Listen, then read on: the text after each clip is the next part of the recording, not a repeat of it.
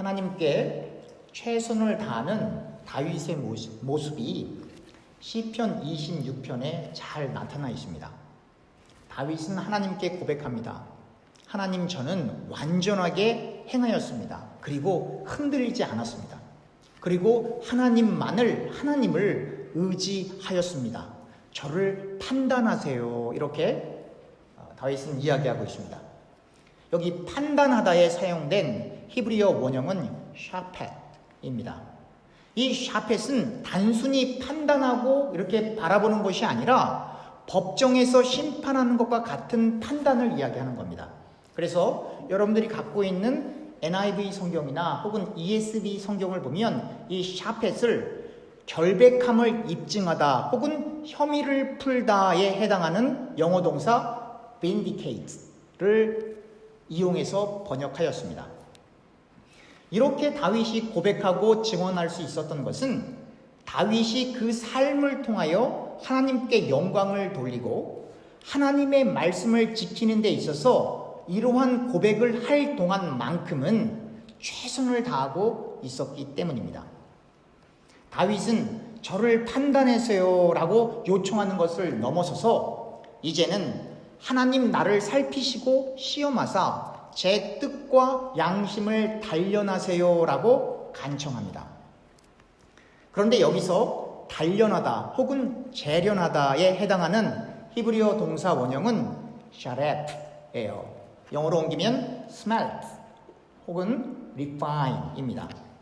이 말은 한글말처럼 단련 혹은 재련하여 더 좋은 양심을 소유하기 원합니다 라고 하는 고백이 담겨 있는 것입니다. 즉 다윗은 그가 하나님의 말씀을 지키는 일에 최선을 다하고 있지만 그 자신이 하나님의 말씀을 지킴에 있어서 역부족임을 고백하고 있는 것입니다. 사랑하는 교우 여러분, 우리가 진실로 하나님의 말씀을 지키기 위해 열심을 낼 때에 우리는 다윗과 같은 고백을 하게 됩니다.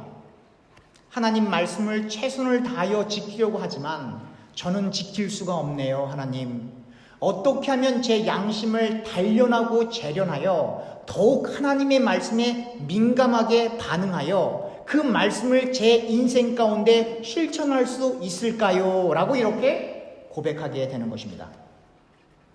이러한 고백의 삶을 살아가는 사람은 다윗이 보았던 것처럼 하나님의 인자하심, 즉 하나님의 은혜가 단순히 이성적으로 깨달아지게 되는 것이 아니라 우리의 삶 가운데 임함을 실제적으로 경험하게 되는 것입니다. 왜냐하면 하나님의 말씀은 우리의 지성을 만족시키고 우리의 이성을 즐겁게 하는 것에서 멈추는 것이 아니라 우리의 삶을 변화시키고 우리의 생각을 흔들어 육신적인 사고, 다시 말하면 인간적인 생각에서 영적인 사고, 즉 하나님 중심적인 생각으로 바꾸기 때문입니다. 그래서 하나님을 진실로 신앙하고 그 말씀대로 생을 살아가는 사람은 다윗의 고백처럼 허망한 사람, 즉 거짓을 추구하는 사람과 간사한 사람, 즉 위선자와 함께 할 수 없는 것입니다. 더 나아가 하나님의 말씀을 준행하려고 최선을 다하는 사람은 행악자의 집회 혹은 악인들의 모임을 미워하고 악한 자와 함께 같은 자리에 동속하는 것을, 함께 앉는 것을 거부하게 되는 것입니다. 물과 기름이 혼합될 수 없듯이 빛과 어둠이 합쳐질 수 없듯이 그렇게 하나님의 말씀을 지키려는 사람은 세상의 육신적인 사람들과 함께 할 수 없는 것입니다. 마치 뱀의 후손들과 여자의 후손들이 함께 동석할 수 없듯이 세상의 후손들과 하나님의 자녀들이 한 배를 타고 갈 수가 없는 것입니다. 그런데 우리는 이 다윗의 고백을 통하여 우리가 우리 자신을 성찰할 필요가 있습니다. 그 성찰의 내용은 왜 우리는 하나님을 믿고 있는가입니다. 다윗은 하나님의 말씀을 지키기 위해 하나님을 의뢰하고 신앙하고 있습니다.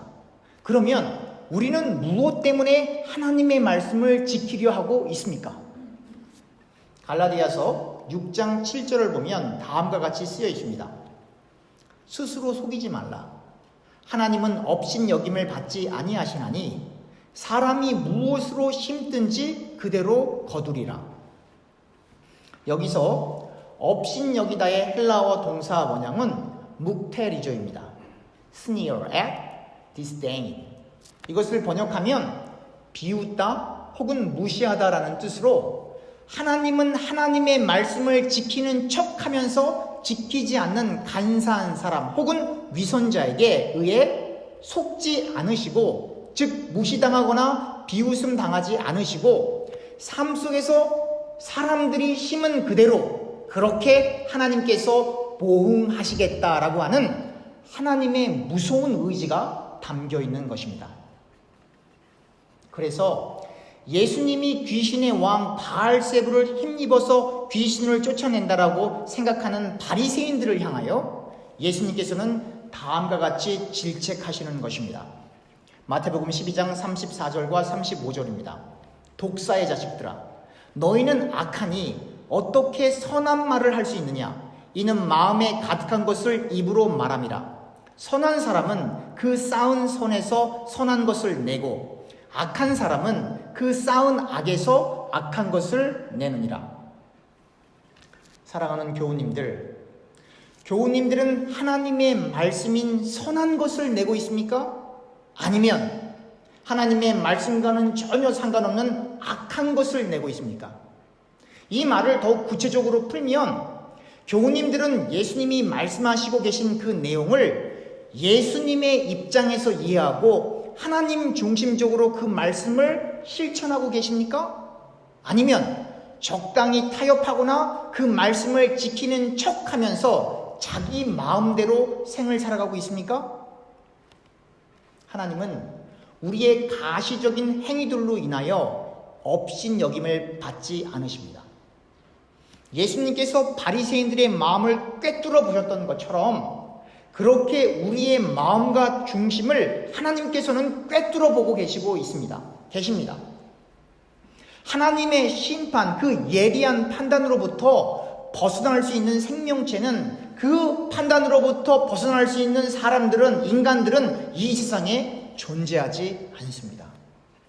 그래서 히브리 사관에 입각한 참 신자들은 하나님을 경외할 수밖에 없는 것입니다. 다윈 역시 마찬가지입니다. 너무나 많은 허물과 죄악을 저질렀지만 그럼에도 불구하고 하나님 없이 생명의 지속함이 무의미하며 하나님의 말씀이 없는 삶이 허무할 뿐만 아니라 영원한 심판이 기다리고 있다는 것을 너무나도 잘 알고 있었기 때문에 하나님의 말씀과 하나님을 신앙하는 일에 최선을 다할 수밖에 없었던 것입니다. 이에 더하여 하나님의 말씀을 지키고 싶은 마음, 그리고 하나님의 말씀을 준행할 수 있는 그 행실도 하나님의 은혜가 주어지지 않으면 불가능한 것임을 잘 알고 있었기에 다윗은 더욱 하나님을 의지하고 하나님의 말씀을 그대로 실행할 수 없는 그 자신의 나약함을 고백하며 자신이 할 수 있는 범위 내에서 최선을 다하고 있었던 것입니다. 그리고 다윗은 그가 하나님의 말씀을 지키는 것에서 멈추는 것이 아니라 하나님께 그의 죄악을 고백하고 회개함과 동시에 하나님의 제단을 두루 다니며 하나님을 소리 높여 찬양하고 하나님께서 행하신 놀라운 일들을 말하게 되는 것입니다. 오늘의 본문 6절과 7절입니다. 여호와여, 내가 무죄함으로 손을 씻고 주의 제단에 두루 다니며 감사의 소리를 들려주고 주의 기이한 모든 일을 말하리이다. 구약시대에 살았던 사람들에게 기이한 일, 즉 하나님의 놀라운 일들은 홍해바다를 건너는 사건이었을 것입니다. 광야에서 구름기둥과 불기둥으로 인도하시고 메추라기와 만나 그리고 반석에서 샘물을 내시어 이스라엘 백성들을 먹이신 것들일 것입니다. 다윗에게 있어서 가장 중요한 사건은 아마도 어린 시절 골리앗을 물맷돌로 죽일 수 있었던 일일 것입니다. 이러한 인간들의 힘으로, 인간들의 지성과 이성으로는 도무지 생각할 수 없었던 일들을 다윗은 소리 높여 말하고 있었던 것입니다. 왜냐하면 이런 일들을 행하신 하나님만이 이스라엘 백성의 구원자가 되시기 때문입니다. 그러면 저와 교우님들에게 있어서 기이한 일, 즉 하나님의 놀라운 일은 무엇입니까? 그것은 말할 것도 없이 십자가의 사건입니다. 다윗이 회개하고 하나님의 기이한 일들을 말했던 것처럼 우리 역시 참 하나님의 자녀들이라면, 우리가 정말로 예수님의 제자들이라면 다윗이 하나님의 기이한 일들을 말하였던 것처럼 그렇게 늘 우리는 예수님의 십자가 사건을 말할 수 있어야 합니다.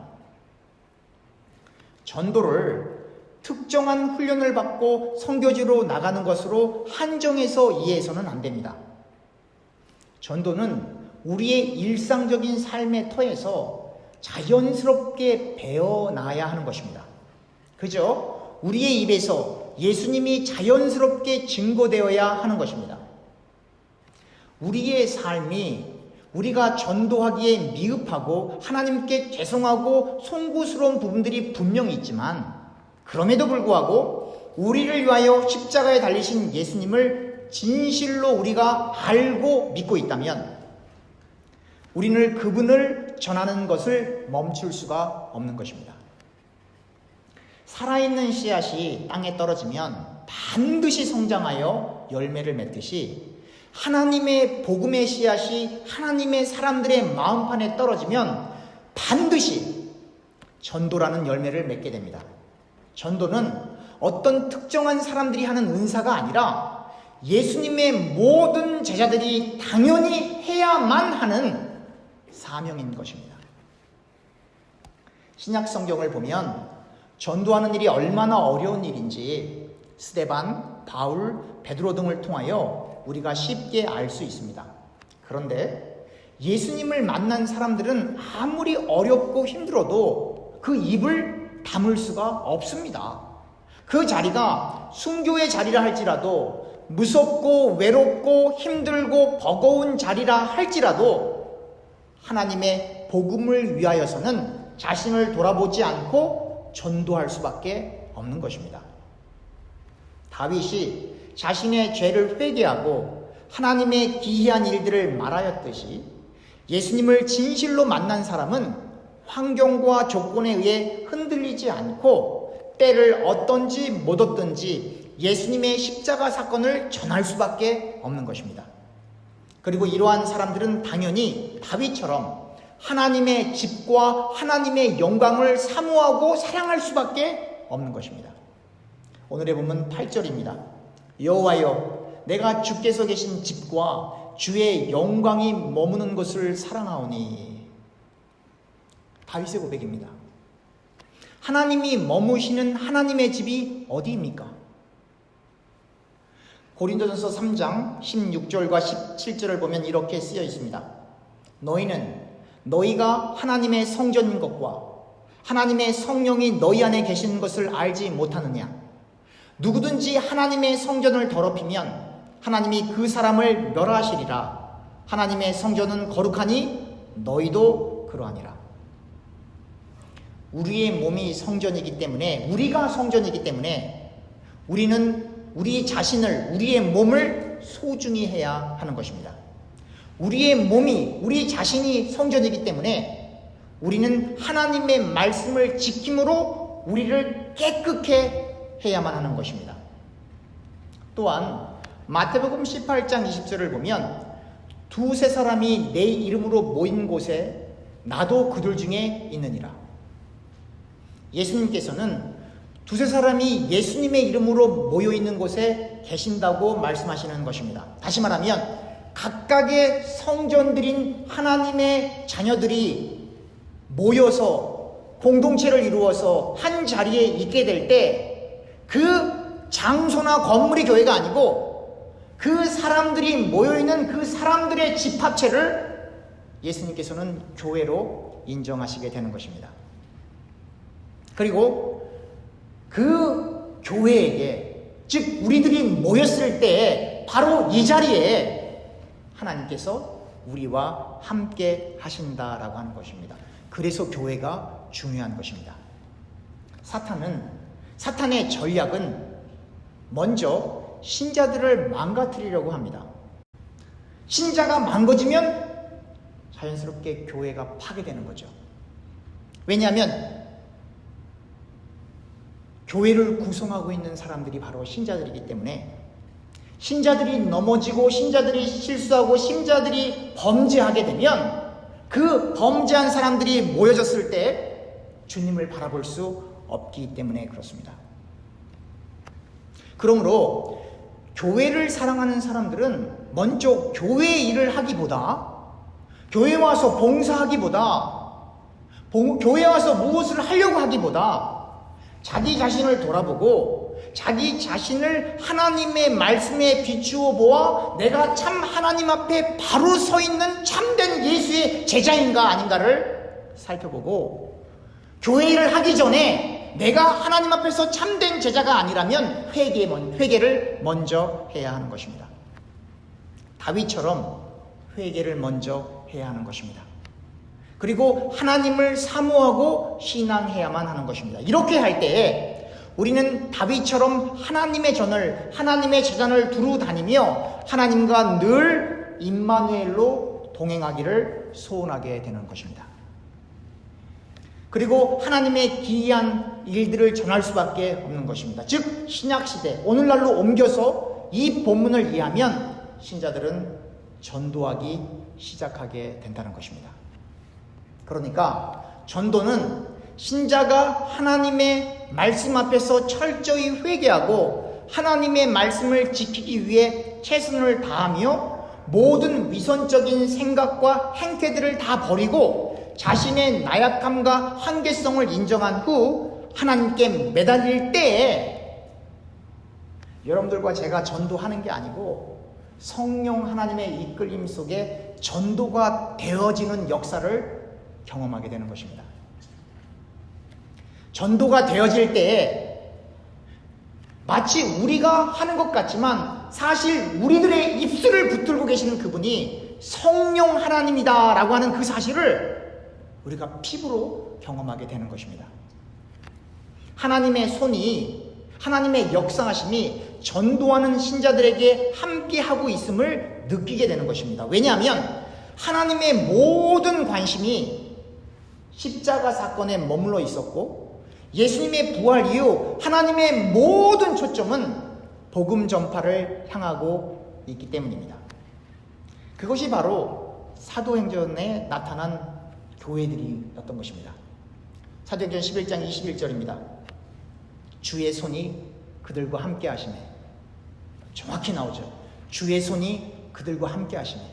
수많은 사람들이 믿고 주께 돌아오더라. 그렇습니다. 우리들이 우리의 죄를 회개하고 성령의 역사하심을 사모하며 기도와 말씀에 전무하게 될 때에 우리는 주의 손이, 하나님의 손이, 성령 하나님의 역사하심이 그냥 생각으로만 아니라 실제적으로 여러분들과 저의 삶 가운데 역사하시는 것을 경험하게 되는 것입니다. 그리고 반드시 극복하고 반드시 바로 이해하고 받아들여야 할 것은, 하나님이 우리의 삶과 전혀 상관없이 일을 하시는 분이 아니라 우리의 삶을 통하여, 우리의 착한 행실은 복음 전파를 통하여 영광을 받으시는 분이다라고 하는 것입니다. 하나님을 우리의 사변과 이성 속에서만 이해하려 든다면 그것은 하나님의 전지전능하심과 우리의 인생 가운데 역사하시는 실제적인 동행하심을 부인하게 되는 것입니다. 행함 없는 믿음이 죽은 믿음이듯이 삶 속에서 드러나지 않고 그저 우리의 이성으로만, 우리의 생각으로만 하나님을 신앙하는 것은 참 신앙이 아닙니다. 모두가 부족하고 모두가 모자라고 모두가 범죄하지만 그럼에도 불구하고 예수님의 보혈을 의지하여 담대함으로 하나님을 대면하고 하나님의 말씀을 날마다 읽고 묵상함으로 우리의 삶 가운데 실제적으로 임재하시는 하나님의 역사하심을 믿고 받아들여야 하는 것입니다. 다만 때로는 우리가 받아들이기 힘든 상황들이 우리의 삶 속에 연출될 때에도 우리는 천지를 말씀으로 창조하신 그 하나님을 의지하며 그 하나님 안에서 해결점을 찾기 위해 최선을 다해야 하는 것입니다. 많은 사람들이 우리의 인생 속에 잠시적으로 혹은 일시적으로 광야의 삶이 있는 것으로 성경을 잘못 해석합니다. 성경을 좀 더 깊이 있게 읽어보면 이스라엘 백성들은 광야에 들어가기 전에도 광야의 삶이었고 홍해바다를 건넌 후에도 말 그대로 광야의 삶이었고 가나안 땅에 들어가도 또 역시 영적인 광야의 삶을 살고 있었습니다. 광야는 일시적으로 우리들의 인생 가운데 머무는 고난의 삶이 아니라 우리의 전 인생 가운데 펼쳐진 그 인생, 그 고뇌, 그 고난, 그 역경 그 자체입니다. 그리고 광야의 삶인 우리의 인생을 통하여 우리가 깨닫게 되는 것은 이 세상은 잠깐 지나가는 순례자의 길이니 이 세상에 썩어질 보화를 쌓지 말고, 너무 중요합니다. 이 세상에 썩어질 보화를 쌓지 말고 하늘나라에 영원히 썩지 않을 보화를 쌓다가 아버지 나라에서 참 기쁨을 누리는 것을 받아들이는 것이 참 기독교 신앙인 것입니다. 마태복음 13장 44절입니다. 천국은 마치 밭에 감추인 보화와 같으니 사람이 이를 발견한 후 숨겨두고 기뻐하며 돌아가서 자기의 소유를 다 팔아 그 밭을 사느니라. 하나님의 말씀 안에서 참 보화를 발견한 사람은 그 소유를 다 팔아서 그 보화를 살 수밖에 없습니다. 이 말은 이 세상에 어떠한 가치를 두지 않고 오직 천국을 소망하며 예수님의 보혈을 증거할 수밖에 없다는 것입니다. 누가 천국을 위하여, 하나님 나라를 위하여 모든 소유를 다 팔아서 그 보화를 소유하는 참 전도자의 삶을 살았습니까? 먼저 예수님께서 그 천국의 길을 바로 놓기 위하여 십자가를 지심으로 하늘길을 완성하셨습니다. 그리고 예수님의 대부분의 제자들이 성령을 받은 후 그 길을 따라가며 자신을 부인하고 이 세상에 어떠한 가치를 두지 않고 오직 사람의 영혼을 낚는 전도 활동에 전념하였습니다. 또한 바울의 고백을 우리가 살펴보아야 합니다. 빌립보서 3장 5절에서부터 12절입니다. 중요한 부분이기 때문에 제가 천천히 읽겠습니다. 나는 8일 만에 할례를 받고 이스라엘 족속이요 베냐민 지파요 히브리인 중에 히브리인이요 율법으로는 바리새인이요 열심으로는 교회를 박해하고 율법의 의로는 흠이 없는 자라. 그러나 무엇이든지 내게 유익하던 것을 내가 그리스도를 위하여 다 해로 여길 뿐더러 또한 모든 것을 해로 여김은 내 주 그리스도 예수를 아는 지식이 가장 고상하기 때문이라. 내가 그를 위하여 모든 것을 잃어버리고 배설물로 여김은 그리스도를 얻고 그 안에서 발견되려 함이니 내가 가진 의는 율법에서 난 것이 아니요 오직 그리스도를 믿음으로 말미암는 것이니 곧 믿음으로 하나님께로부터 난 의라. 10절 11절 너무 중요해요. 내가 그리스도와 그 부활의 권능과 그 고난의 참여함을 알고자 하여 그의 죽으심을 본받아 어떻게 해서든지 죽은 자 가운데서 부활에 이르려 하노니 내가 이미 얻었다 함도 아니요 온전히 이루었다 함도 아니라 오직 내가 그리스도 예수께 잡힌 바 된 그것을 잡으려고 달려가노라. 바울처럼 예수님을 참으로 만난 사람은 하나님을 통하여 무엇을 얻으려는 유아기적 신앙을 넘어서 하나님 그분을 진심으로 구하며 예수님의 고난에 참여하고 예수님 그 가신 그 길을 따라가려고 그 죽으심을 본받기 위해 최선을 다하는 것입니다.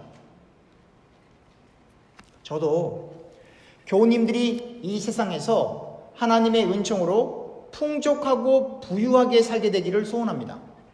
그러나 성경은 그렇게 이야기하고 있지 않습니다. 그래서 제가 교우님들에게 늘 강조하는 것이 우리는 좁은 길 가야 합니다. 우리는 십자가의 길을 가야 합니다. 라고 강조하는 것입니다. 참으로 예수님을 만난 사람은 이 세상에서 얻은 모든 지식들과 부귀 영화들을 배설물로 여기고 예수님의 십자가의 길을 몸소 실천하고자 복음을 들고 이 산과 저 산을 넘는 사람들입니다. 바울의 고백을 다시 한번 읽어드리겠습니다. 8절부터 11절입니다. 또한 모든 것을 해로 여김은 내 주 그리스도 예수를 아는 지식이 가장 고생하기 때문이라. 내가 그를 위하여 모든 것을 잃어버리고 배설물로 여김은 그리스도를 얻고 그 안에서 발견되려 함이니 내가 가진 의는 율법에서 난 것이 아니요 오직 그리스도를 믿음으로 말미암는 것이니 곧 믿음으로 하나님께로부터 난 의이라. 내가 그리스도와 그 부활의 권능과 그 고난의 참여함을 알고자 그의 죽으심을 본받아 어떻게 해서든지 죽은 자 가운데서 부활에 이르려 하노니. 바로 이 바울의 고백이 우리의 고백이 되어야 합니다. 참으로 하나님 나라의 확장을 위하여 목숨을 거는 삶, 참으로 예수님의 영광만을 드러내고 그 예수님을 증거하기로 다짐하는 이 신앙이 바로 저와 교우님들이 소유해야만 하는 참 기독교 신앙인 것입니다. 고난을 두려워하지 마십시오. 광야를 두려워하지 마십시오. 우리가 원하던 원하지 않던 우리의 삶 가운데 펼쳐진 우리의 여정입니다. 그냥 받아들일 수 있기를 기도합니다. 버거워도 힘드셔도 예수님을 위해서, 예수님의 영광을 위해 우리를 철저히 내려놓고 하나님 나라의 보화를 위해 우리의 모든 소유를 다 팔아 그 하나님 나라의 보화를 소유하려는 그 믿음처럼 예수님의 죽으심을 몸소 삶으로 실천하는 바울의 신앙 고백처럼 그렇게 우리가 예수님을 믿을 때에 십자가의 의미를 바로 이해하게 되는 것입니다. 달콤한 사탕발림에 속아 성경의 핵심을 놓치지 마시고 심각하게 우리가 믿고 있는 예수님의 말씀을 깊이 생각하고 사색함으로 하나님 안에서 생각하고 하나님 안에서 행동하고 하나님 안에서 삶을 살아가는 귀한 인생 되시길 소원합니다. 끝으로 요한 3서 1장 2절에 이렇게 나와 있습니다. 사랑하는 자여 내 영혼이 잘됨같이 내가 범사에 잘되고 강건하기를 내가 간구하노라. 기도의 내용이죠. 그런데 우리가 분명히 알아야 될 것은 참으로 영혼이 잘되는 삶은 예수님의 삶이셨고 예수님을 목숨을 다해 따랐던 그의 제자들의 삶이었다는 것을 잊어서는 안 됩니다. 그 길이 영혼이 잘되는 삶이에요. 또한 요한 3서 1장 2절은 그렇게 된다라고 하는 단언문이 아니라 기도문 혹은 소원에 해당하는 내용입니다. 즉 그렇게 된다라고 하는 것이 아니라 그렇게 되기를 강구하고 있는 겁니다. 그러나 예수님께서는 분명히 단호하게 좁은 길을 설명하십니다. 누가복음 9장 59절에서부터 62절까지 보겠습니다. 또 다른 사람에게 나를 따르라 하시니 그가 이르되 나로 먼저 가서 내 아버지를 장사하게 허락하옵소서. 이르시되 죽은 자들로 자기의 죽은 자를 장사하게 하고 너는 가서 하나님의 나라를 전파하라 하시고 또 다른 사람이 이르되 주여 내가 주를 따르겠나이다마는 나로 먼저 내 가족을 작별하게 허락하소서. 예수께서 이르시되 손에 쟁기를 잡고 뒤를 돌아보는 자는 하나님의 나라에 합당치 아니하니라 하시니라. 다시 한번 읽겠습니다. 손에 쟁기를 잡고 뒤를 돌아보는 자는 하나님의 나라에 합당치 아니하니라 하시니라. 더 이상 무슨 설명이 더 필요합니까? 귀 있는 분들은 이 예수님의 말씀을 들으실 수 있기를, 그리고 이 말씀을 몸소 삶으로 실천하실 수 있기를 축원합니다. 기도하겠습니다.